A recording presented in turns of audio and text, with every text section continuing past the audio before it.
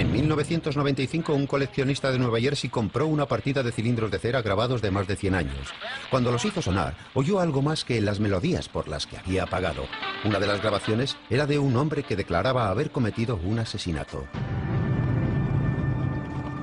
Solo me arrepiento de un asesinato. El de Minnie Williams. Porque creo que la amaba. La confesión la realizó el doctor H.H. Holmes unos días antes de que lo ahorcaran. Nací con el demonio dentro.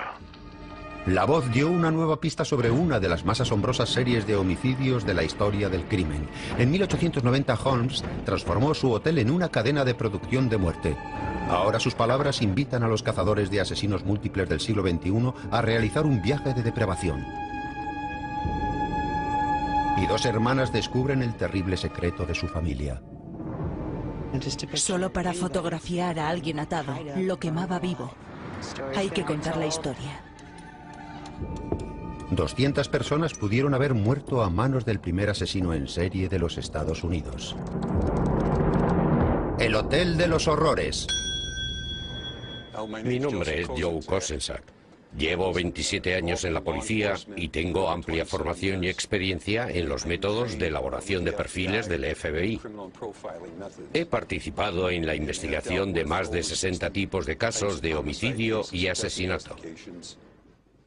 Fui el investigador jefe en uno de los casos de asesino múltiple más horrendo de los Estados Unidos.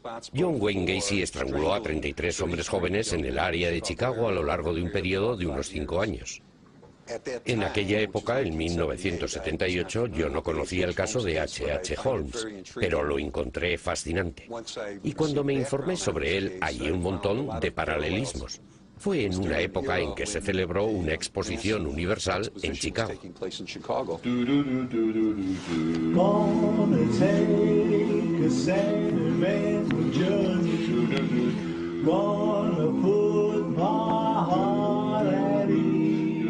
La década de 1890 fue la edad de oro de los Estados Unidos. La economía crecía enormemente y la segunda ciudad del país estaba hambrienta de gloria. Chicago quería tener el derecho de organizar el mayor acontecimiento del país, la gran exposición y feria mundial.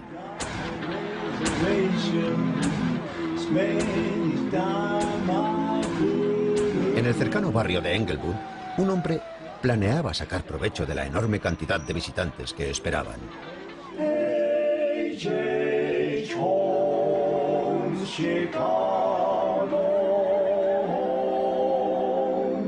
En el cruce de la calle Wallace con la 63, H.H. Holmes empezó poniendo una barbería, construyó su propio hotel de la Feria Mundial e ideó un plan para hacer mucho dinero.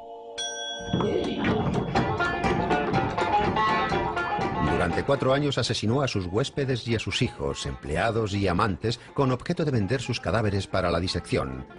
Para cuando lo arrestaron en 1894, el asesino había dejado un legado escalofriante que está siendo estudiado ahora por el principal psicólogo criminalista británico. H.H. Holmes dejó una inmensa cantidad de material en confesiones, en declaraciones a la policía y en sus propias memorias.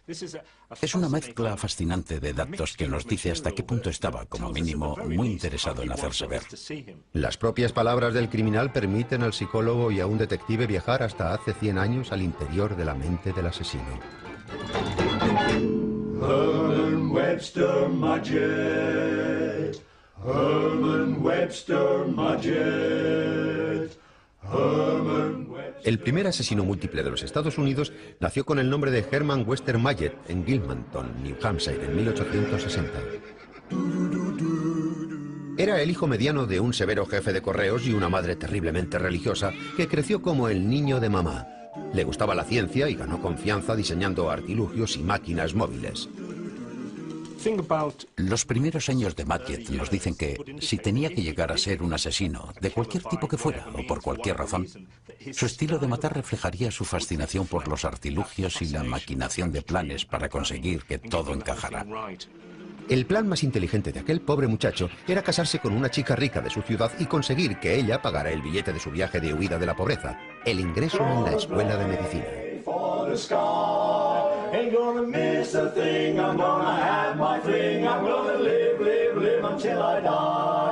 Podemos encontrar algunas huellas en los documentos históricos de Hermann Webster y seguirle la pista en lo que dejó escrito. La primera vez que aparece su nombre es en el libro en el que se registró al matricularse como estudiante de medicina el 21 de septiembre de 1882. Durante el primer año de sus estudios de medicina, Mayet trabajó sobre cadáveres probablemente a diario. Tenía 3 clases a la semana sobre partes concretas del cuerpo y trabajaba sobre el cadáver en los días en los que tocaba esas lecciones. Tenía que memorizar un montón de material, algo así como memorizar una guía telefónica. Mayet consideraba que aquel trabajo era espantoso y pensaba que los estudiantes ricos lo tenían muy fácil. En aquel entonces, las clases, que había que pagar siempre, costaban entre 100 y 200 dólares de la época, así que o conseguía el dinero o no podía asistir a las clases. El conserje de la escuela, Doc Nigel, llamaba a los estudiantes a la clase de disección. Esta es la campana que se hacía sonar para que los estudiantes entraran en clase. La auténtica campana que dio inicio a la carrera de medicina de Hermann Mayet. El estudiante sin dinero se enteró de lo que el conserje hacía entre los toques de campana. Era el conservador de los cadáveres de disección y cabeza visible de un negocio de trata de cadáveres. Esto es parte de los trapos sucios de la enseñanza de medicina. Legalmente, si se recurriera a los medios tradicionales en que todo está claro y en orden, solo obtendrían un 20% de sus necesidades. Aquí se movía dinero, de modo que es difícil probar que Doc Nigel aceptara cuerpos e hiciera la vista gorda, a pesar de que supiera que tal vez se habían conseguido de una manera menos legal. Mayet llegó a saber todo eso y estaba presente cuando entraban algunos cadáveres de dudosa procedencia. Them bones gonna walk around, them bones gonna walk around, them bones gonna walk around. Now hear the word of the Lord. El tufo a dinero fácil que se desprendía de aquellos cadáveres contagió a Mayet de una obsesión que lo acompañaría hasta el día de su muerte. La fantasía es el cimiento en el que se apoyan las causas que originan un asesino en serie. Los asesinatos del primer asesino múltiple de los Estados Unidos nacieron de un fantástico plan que un conserje corrupto inspiró en un estudiante de medicina llamado Hermann Mayet. Mayet era capaz de ver los cadáveres humanos como un producto del que podía sacar dinero. Y creo que eso lo aprendió en la escuela de medicina.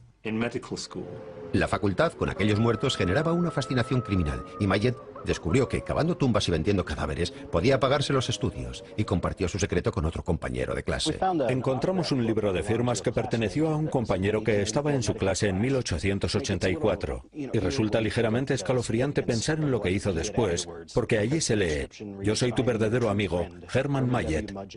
Y en la siguiente página aparece su compañero R.C. Lycott, médico, 1884. No solo es posible que Lycott y Mayet tuvieran una relación muy estrecha, sino que es muy probable imaginarlos junto a una mesa así, de esta anchura, con un cadáver en medio, y a Lycott en este lado y Mayet en el otro trabajando sobre él, diseccionándolo durante 30 o 40 horas a la semana. Compartir un cadáver en el laboratorio contribuye a estrechar una relación. Tras diseccionar juntos los cadáveres de la escuela, Lycott y Mayet fantaseaban sobre un plan que los haría ricos usando aquellos cuerpos. Soñaban con conseguir un seguro de por vida gracias a su compañero intrigante. El plan era el siguiente: conseguir 3 cadáveres de la sala de disección, los de un hombre, una mujer y una niña. Previamente habríamos asegurado la vida del hombre por más de 30.000 euros a favor de su mujer y su hija. Prepararíamos las cosas para que pareciera que la mujer y la hija habían sido asesinadas, lo que provocaría a su vez el suicidio del desconsolado marido. Los cuerpos robados tomarían el lugar de los miembros de la familia auténtica después de que hiciéramos desaparecer a estos últimos. Mayet se haría a sí mismo beneficiario final y cobraría personalmente el seguro para repartirlo después secretamente con la familia. Este sueño de asesinato familiar podía haberse olvidado, pero por lo que sucedió después. Mayet no era el mejor estudiante. Terminó de los últimos de su clase y la facultad necesitó un segundo voto para acabar dándole su título de medicina. Se hizo médico por los pelos y entonces abandonó a la mujer que le había ayudado a conseguirlo y se fue a buscar a otra mujer a Moores Fork, al norte de Nueva York, pero tuvo que abandonar sus sueños médicos para enseñar. Y cuando estaba comprometido, se corrió la voz de que ya estaba casado y fue denunciado como mentiroso y timador. On a Sunday morn, Saturday forlorn. Sin duda tuvo que sufrir una crisis de confianza que tuvo que resultar enormemente traumática para él. El factor desencadenante de la actividad de los asesinos en serie suele ser algún tipo de estresante psicológico.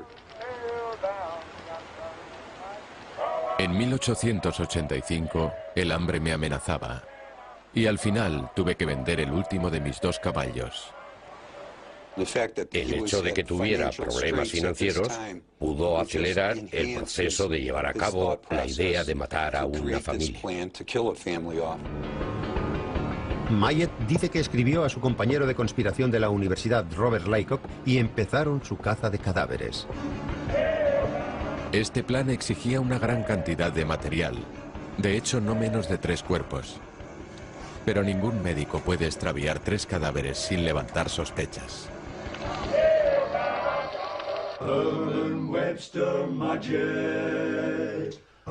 Hallar cuerpos para sustituir a una familia entera parecía demasiado arriesgado, así que Mayet decidió llevar adelante el fraude pretendiendo que se mataba él solo.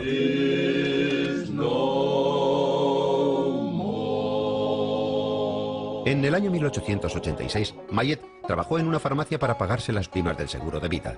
Envió los papeles del divorcio a su primera mujer para dejar hecho cierto trabajo de base, antes de casarse con Myrta Belknap, que estaba al tanto del plan. Estando en Minneapolis me hice un seguro de vida de 16.000 euros a favor de mi esposa. Herman Mayet esperó que apareciera un cadáver sustituto que pudiera engañar a la compañía de seguros, pero el plan tenía un defecto fatal. Me resultó muy difícil conseguir un cadáver que pudiera sustituir al mío propio. Fue una espera sombría que duró como 2 semanas, en las que iba todas las mañanas a la sala de disección de la facultad para inspeccionar las llegadas. La pretensión de Holmes de que el haber estado vigilando los cadáveres a diario durante un largo periodo de tiempo le convirtió en un asesino es muy curiosa. Y puede haber algo de verdad en ella. Contemplando aquellos cadáveres, pudo eliminar de su mente la idea de que eran seres humanos e ir asumiendo la posibilidad de matar. Paradójicamente, el fracaso en el intento de sustituir su propio cuerpo por un muerto le llevó a intentar matarse de verdad. Después de decirle a un policía que tenía intención de suicidarse en 1888, fue ingresado en un manicomio junto a Filadelfia. Salió de allí 2 meses después con un nuevo plan. Lo terrorífico de Holmes es que no estaba loco. Utilizaba su inteligencia y habilidad para planear y llevar a cabo sus asesinatos. Empiezan a pensar en estrangulamientos y en apuñalamientos, y después acaban llevando a la práctica esas fantasías. Un cadáver recién muerto estaría mucho mejor. Así es como pasó de vigilar los cadáveres conservados en formaldehído a aquellos que habían muerto recientemente, pues eran mejor material para el propósito que se había marcado. De modo que, en vez de esperar la llegada de un cadáver, Mayet atrajo a su mejor amigo a su hotel. Tras atraer a Robert Laycock a Chicago, lo maté dándole una sobredosis de láudano. Si ha convertido en víctima a una persona que en determinado momento fue un amigo y posible cómplice, puede verse claramente que los patrones clásicos del asesino múltiple se están definiendo ya en su mente. Y está muy bien desarrollado el aspecto de fantasía que albergan todos los asesinos en serie. Mayet puso a su compañero de intrigas en su bañera llena de hielo. Y allí, en la luz parpadeante de una solitaria lámpara de gas, aquella cara muerta parecía reproducir las líneas de mi propio rostro. Los detalles gráficos que Mayet nos da del cadáver de Laycock son muy importantes en el sentido de que está disfrutando de contarnos todo tan detalladamente. Pero, al mismo tiempo, intenta justificar lo que está haciendo, pretendiendo que lo hace para obtener un beneficio económico. Con lo que nos muestra que ya no está pensando en los cadáveres como personas. Solamente piensa que son cuerpos que tienen un valor comercial para él. Y eso es algo que deja absolutamente claro. Cuando miré me di cuenta de que podría conseguir al menos 16.000 euros después de algún que otro problemilla.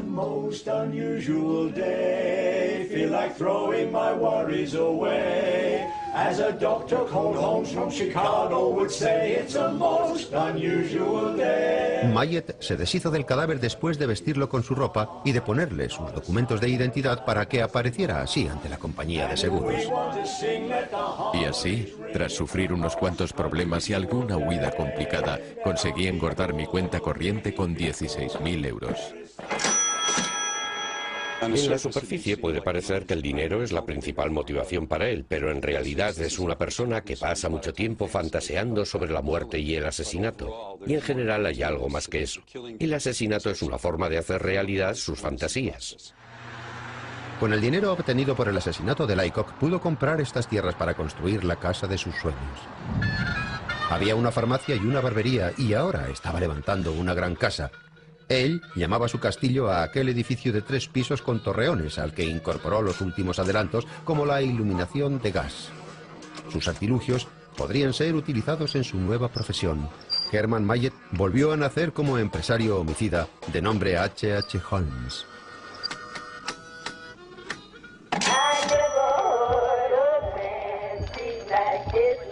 Conoció a un empresario de mudanzas, Wade Warner, al que hizo creer que era inventor de una máquina de doblar cristal. Hizo que Warner instalara un horno para la fabricación de cristal en el sótano, para atraer a los inversores. Y entonces Holmes dio comienzo a la siguiente fase de su locura asesina, los asesinatos de negocios. La próxima muerte fue la de Warner.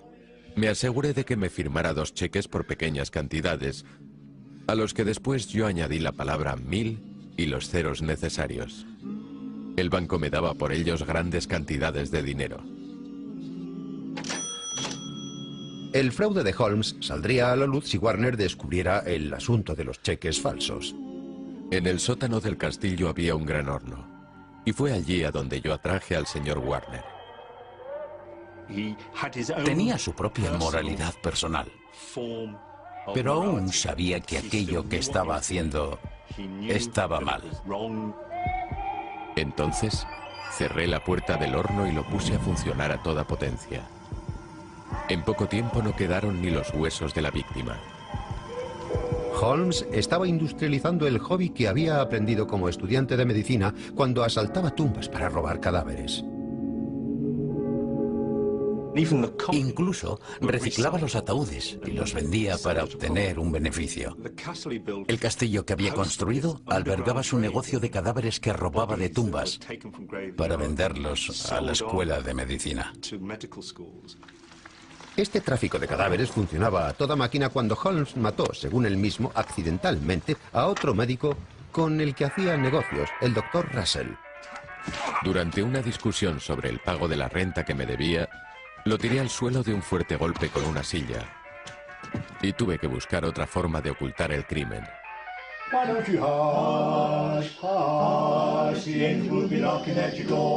Holmes tenía el cadáver de un hombre asesinado en el piso de arriba y un negocio de cuerpos robados en el sótano. Es maravilloso para un asesino porque es una vía de salida para sacar sus cadáveres. Lo ideal para él es poder llevarlos a la escuela de medicina para prácticas de disección. Mi primera intención era llevar el cadáver a una escuela de medicina de Chicago. Y acabé vendiéndoles aquel cuerpo.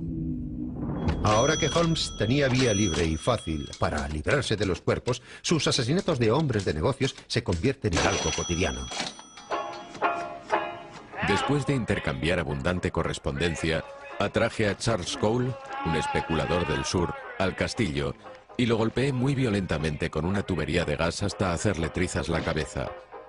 De modo que su cráneo estaba tan destrozado que no podía utilizarse para mi propósito habitual. Uno no quiere dejar pruebas de haber aporreado a nadie. Con el objeto de conseguir el cadáver de disección perfecto, Holmes instaló una cámara en el despacho del piso superior donde se podía bombear gas. Había encontrado otra manera de hacer que los hombres de negocios firmaran los cheques para él. Atraje a un banquero muy rico llamado Rogers a la habitación secreta para obligarle a firmar cheques por valor de 60.000 euros. Al principio se negó a hacerlo, pero al final, haciéndole pasar hambre y envenenándolo poco a poco con el gas, acabó firmando. Holmes había dado un paso más. Ya no era un simple ladrón de cuerpos. Es un sádico. Se crecen haciendo sufrir a sus víctimas. Disfrutan aplicándoles varias formas de tortura y probando en ellas sus técnicas, sabiendo que la persona está sufriendo un gran dolor y eso es lo que estos individuos necesitan para alimentar y ampliar sus fantasías. Era una persona totalmente preparada para abusar y explotar a otros individuos en su propio beneficio económico. El cloroformo era para Mayet el arma perfecta. Es un anestésico y no quería dejar pruebas de que estas personas habían muerto de ninguna forma que no fuese natural. Holmes obtenía su suministro del empleado de la farmacia del hotel, el señor Erickson.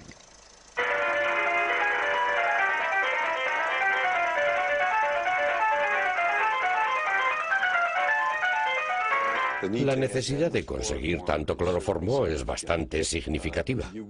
Nadie compraría tanto si no fuera para matar a un montón de gente y para someter a sus víctimas. Es importante decir que tenemos los planos del castillo que nos dan una idea del proceso que siguió su pensamiento a la hora de crear aquella fábrica de asesinatos. Holmes había hecho que diferentes constructores diseñaran cada uno una pequeña parte del edificio, de modo que ninguno pudiera descubrir que estaba convirtiendo el hotel en un matadero. Holmes es verdaderamente único en la historia de los asesinos en serie, porque, aunque sabemos que otros asesinos que hacían una especie de jaulas o celdas para encerrar a sus víctimas, Holmes fue más allá. Llegó a crear una máquina de matar, una fábrica para obtener los cadáveres a donde atraía a aquellos individuos que inocentemente entraban en contacto con él. Puso en arrendamiento 5 locales para tiendas en planta baja y alquilaba oficinas y habitaciones en los pisos superiores. Tenía que llevar los cadáveres de la cámara de su despacho por el resto del hotel sin ser descubierto. Para ello, podía arrastrar un cuerpo de su despacho a un baño privado que tenía una trampilla por la que se podía dejar caer el cadáver al baño de abajo. De allí podía llevarse a la sala de disección contigua. En el fondo de esta sala al laboratorio había un armario sin suelo. El cadáver que se metía allí caía sobre una plataforma que lo recogía en la habitación de abajo. Para llegar hasta allí, Holmes volvía al baño, que tenía una escalera secreta que conducía a la plataforma de captación de cadáveres. El doctor asesino, por último, dejaba caer el cadáver por un vertedero que llevaba al sótano. Holmes podía coger a sus víctimas y moverlas a través de una auténtica máquina de matar de 3 dimensiones, lo que le permitía atraer a estos inocentes a su telaraña, a su trampa, al lugar que llamaba su castillo. Los visitantes decían que la disposición tipo laberinto del hotel parecía hecha deliberadamente para provocar la desorientación. Holmes había convertido algunas habitaciones en cámaras de ejecución, instaló llaves de paso por la parte de fuera, de modo que podía hacer que el gas del alumbrado entrara en las habitaciones. Holmes podía también aplicar cloroformo a sus víctimas mientras dormían y sacarlas después de allí a través del vertedor central. Podría librarse de ellos y sacarlos sin ser visto. Había construido un cajón especial recubierto de brea para que la sangre no goteara cuando llevaba a sus víctimas al mercado. Ahora ya no sentía ningún reparo ni escrúpulo hacia el sufrimiento que infligía a la víctima. Y para mí, esa es la definición del mal.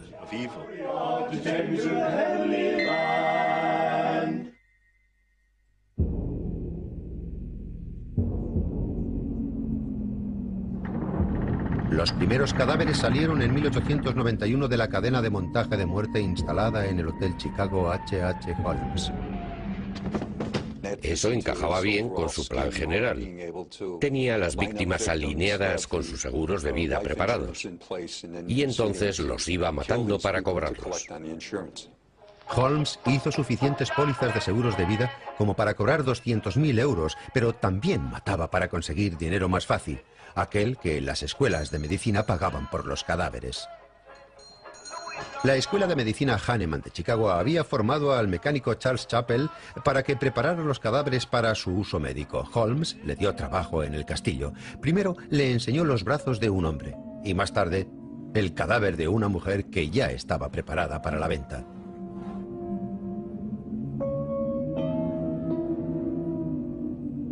Parecía el cuerpo de una liebre que había sido despellejada, arrancándole la piel desde la cabeza y despegándola de todo el cuerpo. En algunas partes se había arrancado bastante cantidad de carne. El proceso de despellejar a esta persona así es básicamente un intento de deshumanización de la víctima. El hecho de que faltara carne en parte del cadáver es algo que los investigadores tienen que estudiar, porque puede ser también que este individuo estuviera practicando el canibalismo. De repente tienes un hombre joven que te dice que puede conseguirte 30, 40 o 50 cadáveres, los que quieras, sin problemas ni preguntas. Te dice, se los consigo, me paga la tarifa y ya está. Eso es un sueño hecho realidad, un auténtico chollo para las escuelas de medicina. La corrupción del sistema le permite y le ayuda a hacerlo. Solían pagar entre 16 euros y 25 euros, en parte para cubrir el transporte y también como tarifa. Para ganar más, Holmes instaló 2 cubas en el sótano del hotel. Una estaba llena de ácido carbólico, un producto químico que disuelve la carne. La otra contenía cloro para blanquear los huesos. Holmes le dio los huesos a Charles Chappell para que los montara como esqueletos completos. El beneficio de Holmes por cada esqueleto montado era de 140 euros.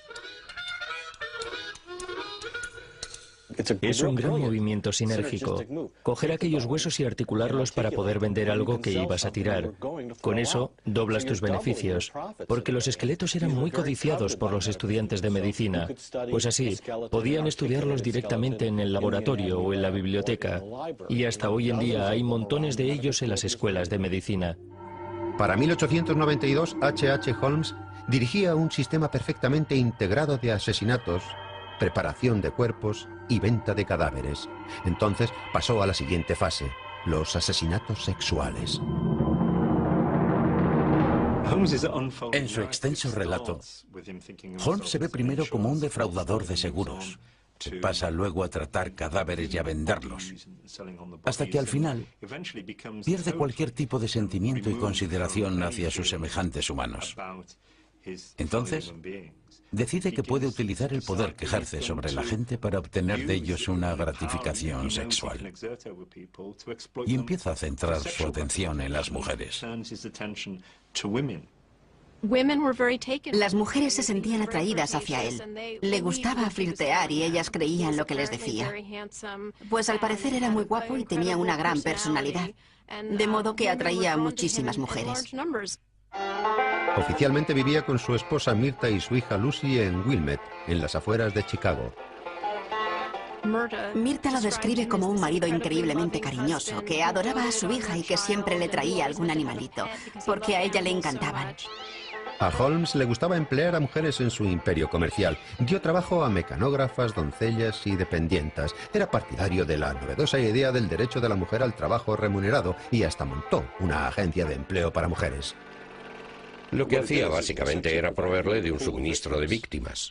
La víctima era una joven hermosa de mi tienda. Las siguientes víctimas. Serían 3 mujeres jóvenes que trabajaban en mi Vestidas solo con restaurante. sus camisones. Les di cloroformo a todas a la vez. Y gritaban por las calles. En la historia de los asesinos en serie, es muy extraño que la agresión sexual aparezca tan tarde en todo este proceso. Ese suele ser, en la mayoría de los asesinos múltiples, el factor que los lleva a realizar los asesinatos. Pero parece que Holmes llegó a ser consciente de su poder con el tiempo y de que podía salirse con la suya y convertirse en un agresor sexual y secuestrar, violar y abusar de las mujeres, porque sabía que al final las iba a matar sin sufrir las consecuencias. Holmes alquiló la joyería del castillo a un relojero llamado Ned Conner, que llegó con su atractiva esposa Julia y su hija de 8 años. Les dio también una habitación encima de la tienda y les ayudó aún más dando trabajo a la hermana de 17 años del relojero. Ahora que Conner estaba en deuda con él, Holmes empezó a pensar en llevar a la práctica su fantasía de asesinato familiar de la sala de disección. Pocos meses después la hermana estaba muerta. Holmes confesaría que cuando ella rechazó sus proposiciones sexuales, la envenenó. La misteriosa muerte acabó con el matrimonio del relojero y su mujer. Julia Connor comenzó una relación con Holmes. No tenía ni idea de que él era un asesino y acabó quedándose embarazada. En la Navidad de 1891, Holmes obsequió a Charles Chappell un maletín que contenía los huesos pelados de Julia Connor. El castigado cuerpo de su hija estaba enterrado en el foso de cal del castillo. Cuando mató a la hija de Julia Connor, se estaba librando de una testigo, pues era una niña que podría incriminarle. Si había una muchacha de 8 años que él pensaba que podía inmiscuirse en sus actividades, la mataría tranquilamente, sin que significara nada para él.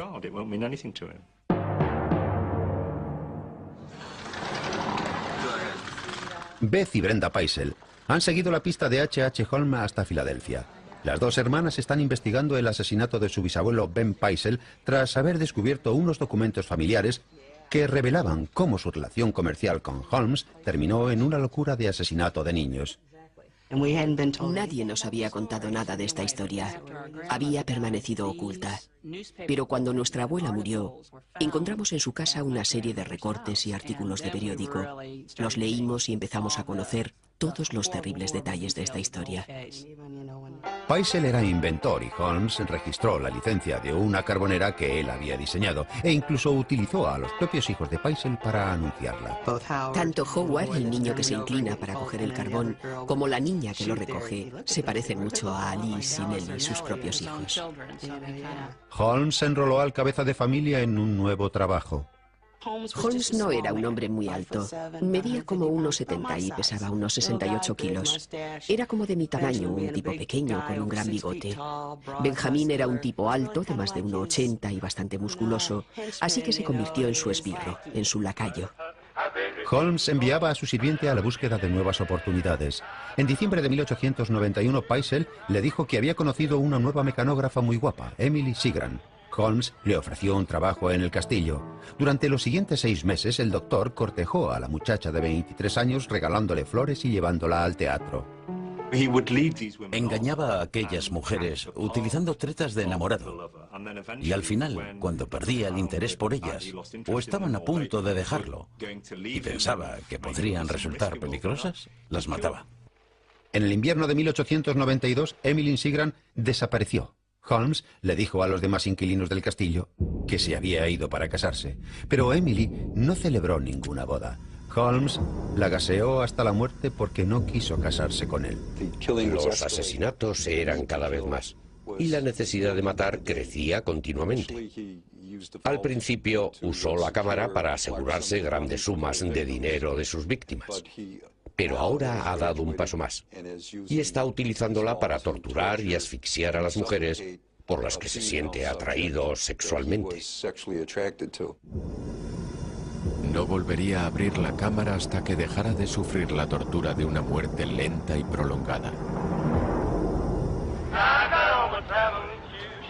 Miles de personas acudían a Chicago a la Exposición Universal y Holmes tenía habitaciones para todos ellos. Pero cuando se inauguró la exposición, Holmes pensó en algún modo incluso más provechoso de ganar dinero. Una heredera tejana había respondido a su anuncio que solicitaba mecanógrafas. Minnie Williams respondía a un patrón algo superior al de las víctimas habituales de Holmes. Era actriz y profesora de declamación, pero tenía algo que la hacía aún más atractiva para él. Tierras por valor de 40.000 euros de la época en el estado de Texas. Pero tenía una pega. Minnie Williams tenía una hermana que podía reclamar las tierras de la familia, y Holmes puso en marcha un nuevo plan de asesinato.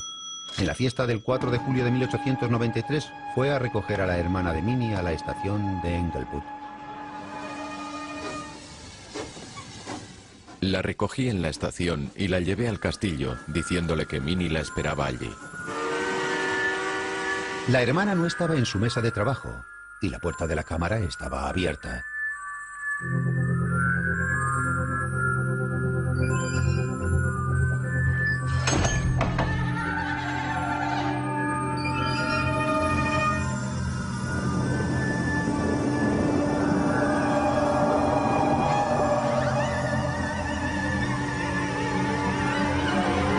La marca de la perversión de Holmes quedó grabada a fuego en el interior de la puerta de la cámara. En el proceso de tortura de la mujer se utilizaron ciertos compuestos químicos para aumentar su sufrimiento. La planta de su pie tenía sin duda algún tipo de sustancia que, en contacto con la pared a la que empujaba con el pie cuando moría, dejó una huella en la parte interior de la cámara.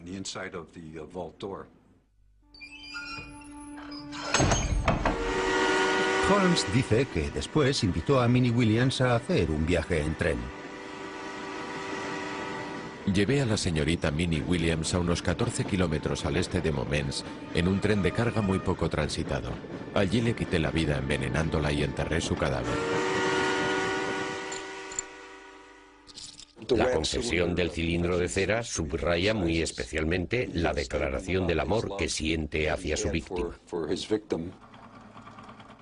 Solo me arrepiento de un asesinato, el de Minnie Williams, porque creo que la amaba.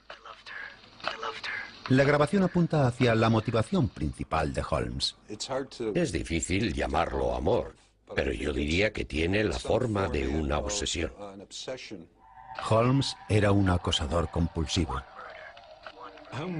Holmes se obsesionaba y acechaba a determinadas mujeres. Era un individuo que ya no tenía verdaderos sentimientos humanos.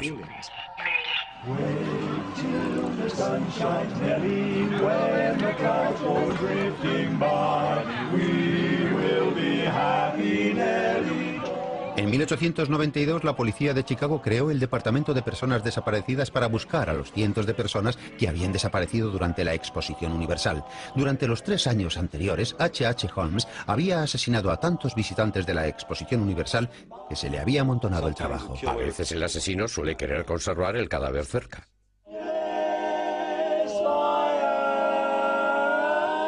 La policía hizo una visita a Holmes en noviembre de 1893 a causa de ciertos fraudes que había estado cometiendo y vio paquetes de cuerpos humanos listos para su traslado. Me preguntaron cuál era el contenido de un par de pequeñas cajas y les di respuestas evasivas. Poco después de aquello empecé a destruirlas quemándolas. Con la policía acercándose a su fábrica de cadáveres, Holmes prendió fuego al piso superior del castillo y el día de Año Nuevo huyó de Chicago con el carbonero Ben Pitese para cobrar las propiedades de las víctimas. Holmes aseguró la vida de Paisel por 8.000 euros al principio de su viaje por el campo. Las bisnietas de Benjamin Paisel reconstruyeron su viaje con las pistas ocultas en los papeles de la familia.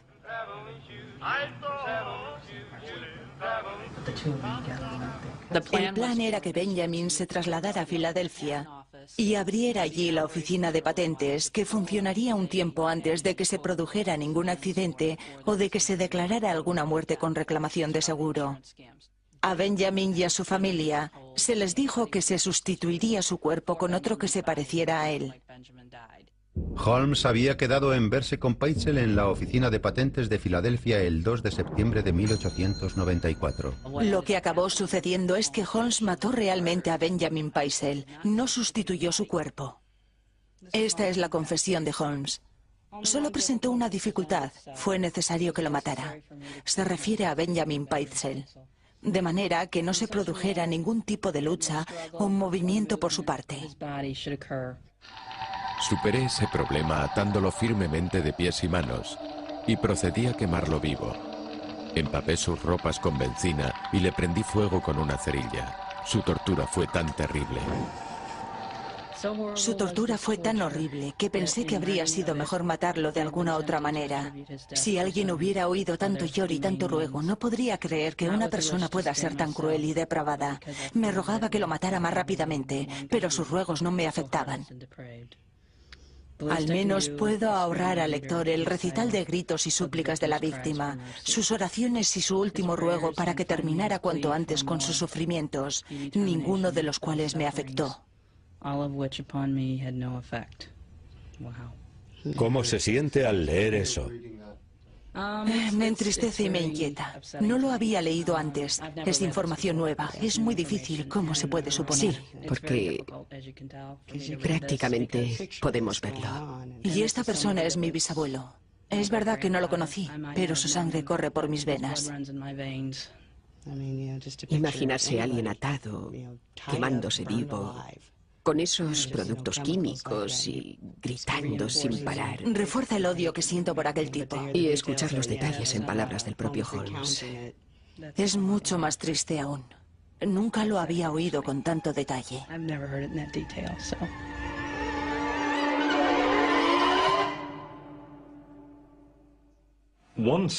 Cuando estás montado en esa montaña rusa, esa vorágine de asesinatos, de secuestrar personas, envenenarlas con gases o usando ácido. Cuando te dedicas a atraer mujeres a tu red para explotarlas o abusar de ellas y acabar matándolas, cualquier cosa es posible. Y un individuo que está haciendo todo eso seguirá explorando más y más allá nuevas formas de obtener lo que necesita de sus víctimas con todo lo que esté en su mano. A la hora de cobrar el seguro, el asesino en serie H.H. Holmes se dio cuenta de que la esposa y los hijos de la víctima podían también reclamar el dinero. Holmes le dijo a Carrie Paisel que su marido estaba escondido y se ofreció para ocuparse de sus hijos. Fue por la mañana temprano. Me dirigí al taller donde había dejado los cuchillos para que fueran afilados. El pequeño Howard de 8 años fue asesinado primero. Su cuerpo fue cortado, quemado e introducido en la chimenea de una casa de Indiana. Holmes se llevó a las niñas Alice y Neil al norte, a Canadá. Escribían cartas diciendo dónde estaban, cartas con fecha, que Holmes nunca envió. Queridos abuelos, espero que estéis bien. Está haciendo muy mal tiempo y Nelly y yo estamos resfriadas. Decidle a mamá que Howard no está con nosotros. Holmes adaptó su baúl de viaje para convertirlo en una cámara de gas portátil y el 25 de octubre de 1894 metió a las dos niñas allí.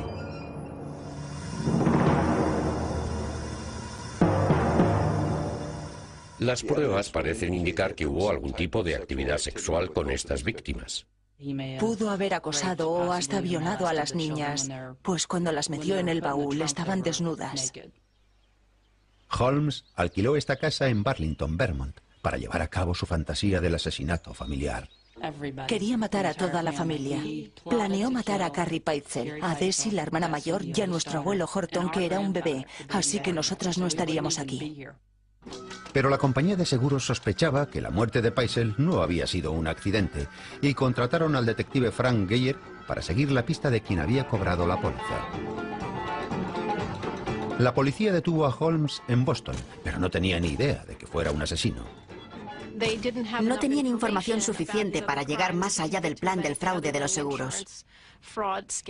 Y como Ben Paisel estaba carbonizado e irreconocible, Holmes declaró que era un cadáver que había robado de la morgue y que Paisel estaba oculto dándose la gran vida por ahí. Holmes se hizo famoso por haber maquinado el plan de los seguros del cementerio.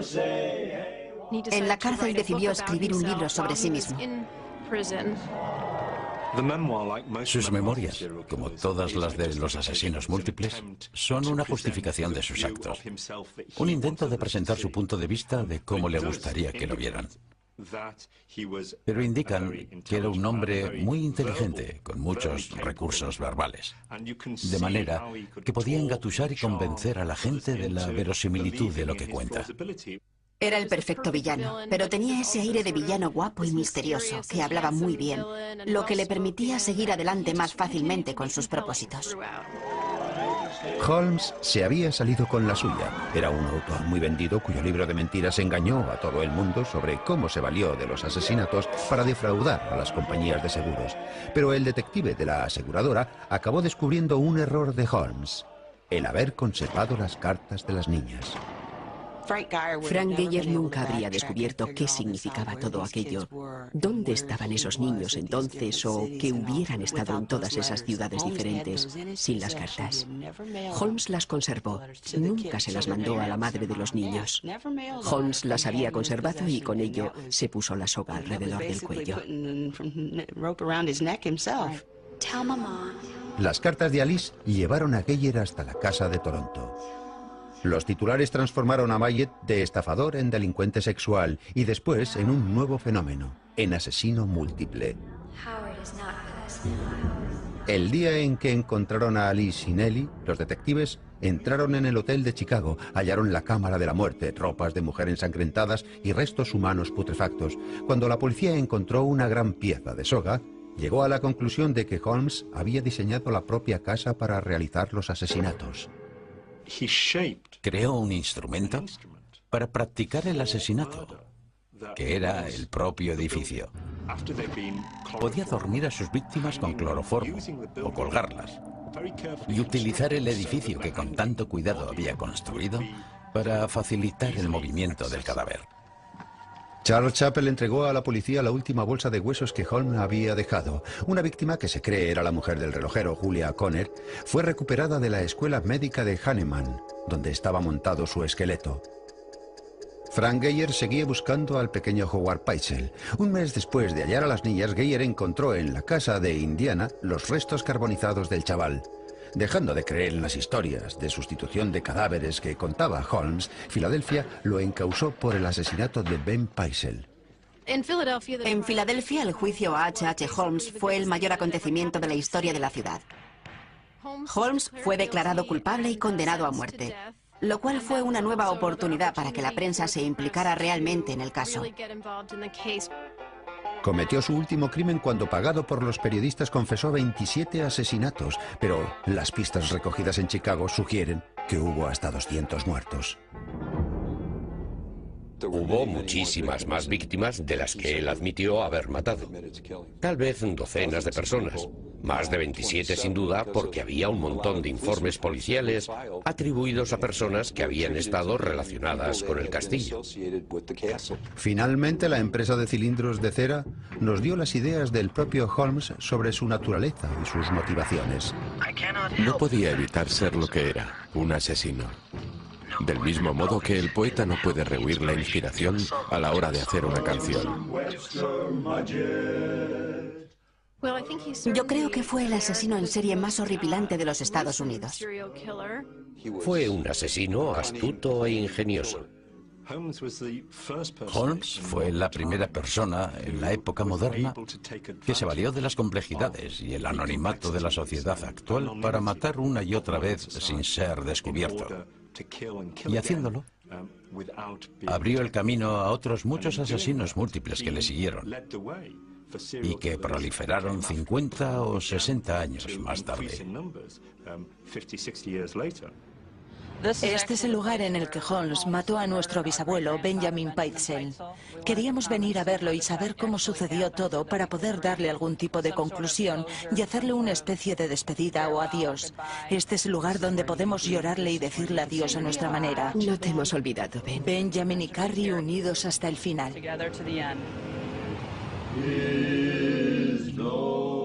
Holmes subió al cadalso el 7 de mayo de 1896. Aún atormentado por su fantasía de la sala de disección, su última voluntad fue ser enterrado en cemento para que su cuerpo nunca pudiera ser diseccionado.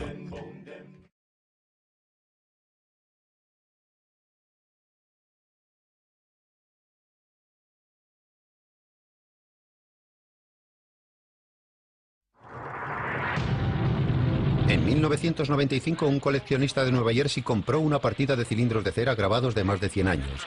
Cuando los hizo sonar, oyó algo más que las melodías por las que había pagado. Una de las grabaciones era de un hombre que declaraba haber cometido un asesinato. Solo me arrepiento de un asesinato, el de Minnie Williams, porque creo que la amaba. La confesión la realizó el doctor H.H. Holmes unos días antes de que lo ahorcaran. Nací con el demonio dentro. La voz dio una nueva pista sobre una de las más asombrosas series de homicidios de la historia del crimen. En 1890 Holmes transformó su hotel en una cadena de producción de muerte. Ahora sus palabras invitan a los cazadores de asesinos múltiples del siglo XXI a realizar un viaje de depravación. Y dos hermanas descubren el terrible secreto de su familia. Solo para fotografiar a alguien atado, lo quemaba vivo. Hay que contar la historia. 200 personas pudieron haber muerto a manos del primer asesino en serie de los Estados Unidos. El Hotel de los Horrores. Mi nombre es Joe Kosenczak. Llevo 27 años en la policía y tengo amplia formación y experiencia en los métodos de elaboración de perfiles del FBI. He participado en la investigación de más de 60 tipos de casos de homicidio y asesinato. Fui el investigador jefe en uno de los casos de asesino múltiple más horrendo de los Estados Unidos. John Wayne Gacy estranguló a 33 hombres jóvenes en el área de Chicago a lo largo de un periodo de unos 5 años. Iba a viajar hasta hace 100 años al interior de la mente del asesino. Herman Webster, my jet. Herman Webster, my jet. Herman Webster. El primer asesino múltiple de los Estados Unidos nació con el nombre de Herman Webster Mallett en Gilmanton, New Hampshire, en 1860. Era el hijo mediano de un severo jefe de correos y una madre terriblemente religiosa que creció como el niño de mamá. Le gustaba la ciencia y ganó confianza diseñando artilugios y máquinas móviles. Los primeros años de Mallett nos dicen que si tenía que llegar a ser un asesino, de cualquier tipo que fuera o por cualquier razón, su estilo de matar reflejaría su fascinación por los artilugios y la maquinación de planes para conseguir que todo encajara. El plan más inteligente de aquel pobre muchacho era casarse con una chica rica de su ciudad y conseguir que ella pagara el billete de su viaje de huida de la pobreza, el ingreso en la escuela de medicina.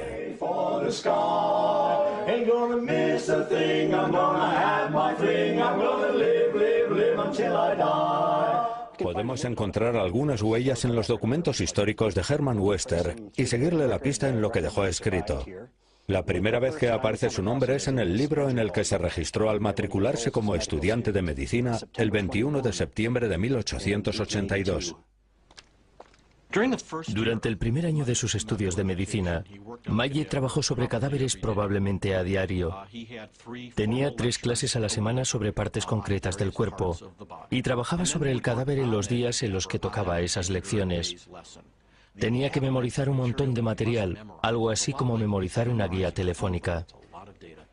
Mallett consideraba que aquel trabajo era espantoso y pensaba que los estudiantes ricos lo tenían muy fácil. En aquel entonces aprendió en la escuela de medicina. La facultad con aquellos muertos generaba una fascinación criminal y Mallett descubrió que cavando tumbas y vendiendo cadáveres podía pagarse los estudios y compartió su secreto con otro compañero de clase. Encontramos un libro de firmas que perteneció a un compañero que estaba en su clase en 1884 y resulta ligeramente escalofriante pensar en lo que hizo después, porque allí se lee: "Yo soy tu verdadero amigo, Herman Mallett". Y en la siguiente página aparece su compañero R.C. Lycott, médico, 1884. No solo es posible que Laycock y Mallett tuvieran una relación muy estrecha, sino que es muy probable imaginarlos junto a una mesa así, de esta anchura, con un cadáver en medio, y a Laycock en este lado y Mallett en el otro trabajando sobre él, diseccionándolo durante 30 o 40 horas a la semana. Compartir un cadáver en el laboratorio contribuye a estrechar una relación.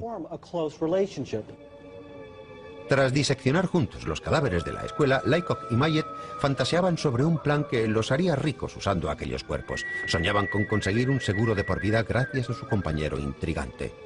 El plan era el siguiente: conseguir 3 cadáveres de la sala de disección, los de un hombre, una mujer y una niña. Previamente habríamos asegurado la vida del hombre por más de 30.000 euros a favor de su mujer y su hija. Prepararíamos las cosas para que pareciera que la mujer y la hija habían sido asesinadas, lo que provocaría a su vez el suicidio del desconsolado marido.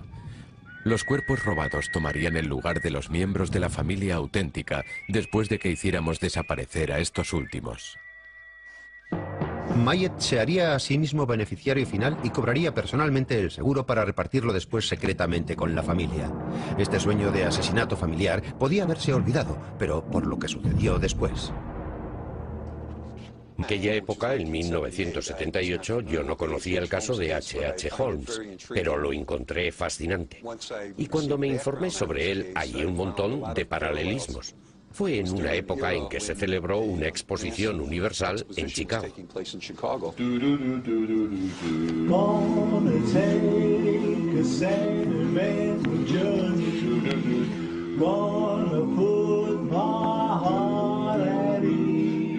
La década de 1890 fue la edad de oro de los Estados Unidos. La economía crecía enormemente y la segunda ciudad del país estaba hambrienta de gloria. Chicago quería tener el derecho de organizar el mayor acontecimiento del país, la gran exposición y feria mundial.